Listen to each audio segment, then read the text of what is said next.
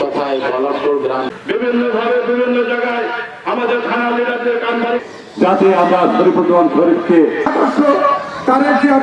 শরীফের হাত ধরে আমরা সৈয়দুল সকলকে দাদাদিদারি মদিনা প্রধান অতিথি বিশেষ অতিথিবৃন্দ, সামনে বলরামপুর গ্রামের মুরব্বী ভাইরা, আসসালামু আলাইকুম। আমি বেশি কিছু বলবো না।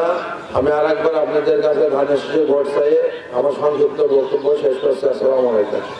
তথায় বলরামপুর গ্রামবাসীকে আন্তরিকভাবে ধন্যবাদ জানাচ্ছি। আজকে আপনারা সবাই ঐক্যবদ্ধভাবে বাংলাদেশ জাতীয়তাবাদী দলের চেয়ারপারসন, সাবেক 3 বারের প্রধানমন্ত্রী দেশনেত্রী বেগম খালেদা জিয়ার আত্মার মাত্রা কামনায় আপনারা যে আজকের এই অনুষ্ঠান করেছেন, এই অনুষ্ঠান সবাই ঐক্যবদ্ধভাবে যে আপনারা পালন করছেন, এর জন্য আমি আলোচনা উপজেলা বিএনপির পক্ষ থেকে আপনাদেরকে অভিনন্দন জানাই।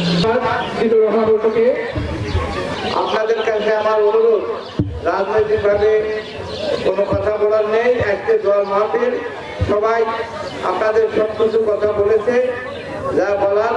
আমি অনুরোধ করবো, বলরামপুর গ্রাম আমার নেতা আমাকে 2 দিন আগে যে কোনো এক সময় আমি গাড়ির ভিতরে আসছি, আমাকে নিয়ে দিল মামা এই ঘটনা বলরামপুর আলোচনা সভাটা শেষ করবে।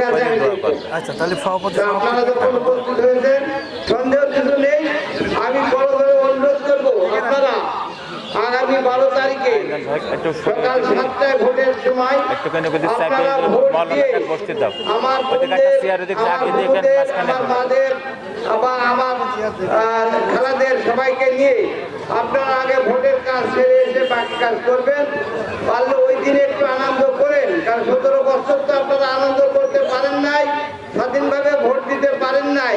আমার বক্তব্য রাজনৈতিক ভাবে দেওয়ার মতো নাই, সবাই বলা হয়ে গেছে। আমি আপনাদের অনুরোধ করবো, এই বলরামপুর যেন কোন রকম বদনাম না হয়। আমি